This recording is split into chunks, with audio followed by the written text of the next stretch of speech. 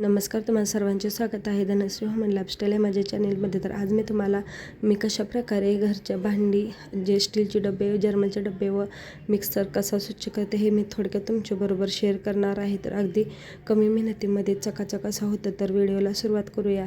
तर मिक्सर स्वच्छ करताना मी अशा प्रकारे जे आपण आता शिल्लक राहिलेली जी फेकून देणार आहे कोलगेटची टूप, तर त्यापासून मी क्लिनिंग करणार आहे. तर मी आठवड्यातून एकदा व महिन्यातून 2 ते 3 वेळा अशा प्रकारे मिक्सर स्वच्छ करते, म्हणजे अजिबात खराब होत नाही व कोलगेटने अगदी कितीही चिकट डाग असले तरीही पटकन असे निघतात. व स्प्रेच्या साहाय्याने पाणी मारायचं, म्हणजे खूप जास्त पाणी आपल्या मिक्सरवरती जात नाही व त्यामुळे आपला मिक्सर खराब होत नाही. तर अशा प्रकारे कोलगेट चोळून घ्यायची व 10च मिनटं फक्त ठेवायचे व 10 मिनटानंतर अशा प्रकारे एखाद्या नॅपकिनच्या साहाय्याने ते पुसून घ्यायचं. तर इथे मी खराब झालेला जो ड्रेस होता तर त्यापासूनच स्वच्छ केला आहे व त्यानंतर तो टाकून दिला तरीही जमतं. तर जे खराब झालेले कपडे आहेत तर त्याचाही रियूज होतो व आपण असेच फेकून देणार होतो तर आपण क्लिनिंग करून ते फेकून दिली तरीही चालू शकतात. त्यानंतर अशा प्रकारे मधल्या साह्याला बोटाच्या साह्याने निघत नाही तर थोडासा चाकू घालून अशा प्रकारे फिरवून काढायचं, म्हणजे पटकन असं निघलं जातं.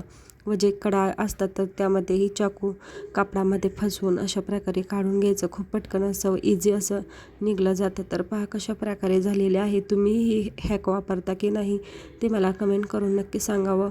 वायर असते तेही स्वच्छ करून घेतलेली आहे. पुन्हा एकदा एक हात फिरवून घेतलेला आहे. तर पहा कशा प्रकारे चकाचक असा निघालेला आहे आपला हा मिक्सर. अगदी झटपट असा निघतो. त्यानंतर इकडे माझ्याकडे हे जर्मलचे डबे आहेत तर तेही मी या कोलगेटच्या साह्यानेच स्वच्छ करते. अगदी झटपट होतात व आपल्याला जर आतील सामान काढून नसेल धुयचं व अशा प्रकारे धुयचं असेल तर स्प्रे आणि कोलगेटचा वापर करून स्वच्छ करा. अगदी चकाचक असे निघले जातात. तर थोडासा स्प्रे मारून मी त्यावरती कोलगेट पुसून घेतलेली होती व 2च वेळा मी स्वच्छ असं धुवून पुसून घेतलं. तर पहा कशा प्रकारे निघालेलं आहे व त्या नॅपकिनला तर पहा कशा प्रकारे सर्व जे आपला डाग पडलेलं होतं तर ते स्वच्छ असे झालेले आहेत व डबाही आपला चकाचक असा झालेला आहे. सामान न काढता मी अशा प्रकारे नक्कीच स्वच्छता करते. तुम्हीही ही पद्धत वापरून पहा कशा प्रकारे त्यावरील डाग निघालेले आहेत. त्यानंतर इकडे स्टीलचा डब्बा हे आहे तर तोही मी याच पद्धतीने स्वच्छ करते. तर सामान न काढता मी अशा प्रकारे स्वच्छ करते, म्हणजे पटकनही आपला वेळही वाचला जातो व आपले डब्बेही क्लीन होतात व कोलगेटमुळे एक डब्यांना छान अशी शाईन येते. तर नक्कीच ही ट्रिक वापरून पाहावं. तुम्ही याच्या आधी कोलगेटने डब्बे स्वच्छ धुलेत की नाही तेही मला कमेंट करून नक्की सांगा. व जे आपण कोलगेटची टूप फेकून देणार होतं तर त्याचाच वापर मी करून दाखवलेला आहे. तर नक्कीच तुम्ही यापुढे कोलगेटची टूप फेकून देणार नाही.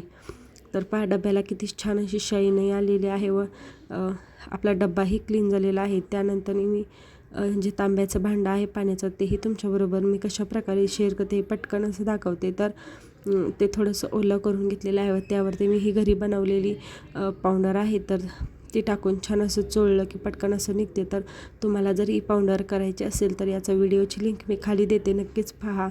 त्या व्हिडिओच्या पद्धतीने तुम्ही ही पावडर बनवून ठेवावं. अगदी कोणतीही भांडी छान अशी क्लीन करू शकता. तर पहा माझे हे जे तांब्याचं भांडं पाणी प्यायचं आहे तर ते कशा प्रकारे स्वच्छ असं झालेलं आहे. तर कमी मेहनतीमध्ये मी अशा प्रकारे भांडी क्लीन करते, म्हणजे आपल्याला भांडी धुयचाही कंटाळा येत नाही व कितीही भांडी असली तरी अजिबात आपला वेळ जात नाही. त्यानंतर मी तुळशीपाशी जो दिवा लावायचा असतो तर त्यासाठी एक DIY करून ठेवते. तर हे औषधाचे जे टोपणं आहे तर त्यामध्येच मी दिवे बनवून ठेवते, म्हणजे पटकन असं ते आपल्याला वापरता येतात.